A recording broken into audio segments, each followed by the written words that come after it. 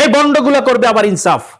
বিএনপির সমস্ত নেতা কর্মীরা একটা বিষয় খেয়াল রাখবেন, যাদের দলীয় পদ পদবি আছে তারা কখনো যেখানে ফৌজদারি অপরাধ সংগঠিত হয়ে গেছে ওই সমস্ত বিচার সালিশে যাবেন না। একান্তই যদি ওই সমস্ত বিচার সালিশে আপনাকে থাকতে হয়, অবশ্যই পুরো বিচার সালিশটাকে আপনি রেকর্ড করে রাখবেন। দেখেন, মাধবদীর ঘটনায় আমি পূর্বেও বলেছি, মাধবদীর ঘটনা তার সৎ বাবা আমার কাছে সন্দেহজনক।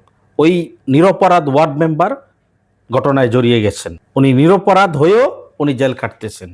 অবশ্যই তাদের মধ্যে একটা সালিশি হয়েছিল যেটা মীমাংসা করার জন্য এবং তাদেরকে বাঁচানোর জন্য, কিন্তু সেখানে ওই মেম্বার ফেসে গেছে। আরেকটা বিষয় খেয়াল করছেন কিনা জানি না, ডাকসু বিএনপির বিপক্ষে জামাতের ফেভারে কাজ করে।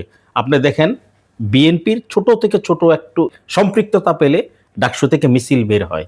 আপনি দেখেন, এই মাধবদীর ঘটনায় যখন জামাতের সম্পৃক্ততা আসলো তখন তারা চুপ হয়ে গেছে। এমনকি চাকসুতে পর্যন্ত যখন তারা জানলো দর্শনকারীদের মধ্যে একজন জামাতের কর্মী, তখন তারা প্রতিবাদ স্থগিত করলো। আপনি দেখেন, দর্শনকারীদের মধ্যে যখন একজন জামাতের সম্পৃক্ততা হিসাবে নিউজে আসলো তখন তার একেবারে ফুটা বেলুনের মতো চুপসে গেল। মোটা দাগে ঘটনাটা কি দাঁড়ালো, দর্শনকারীদের মধ্যে একজন জামাতের কর্মী, আর যেখানে সালিশ হয়েছে সালিশের মধ্যে একজন বিএনপির নেতা ছিল, এবং পুরা ঘটনাটা এখন বিএনপির উপর দায়ী দেওয়া হলো।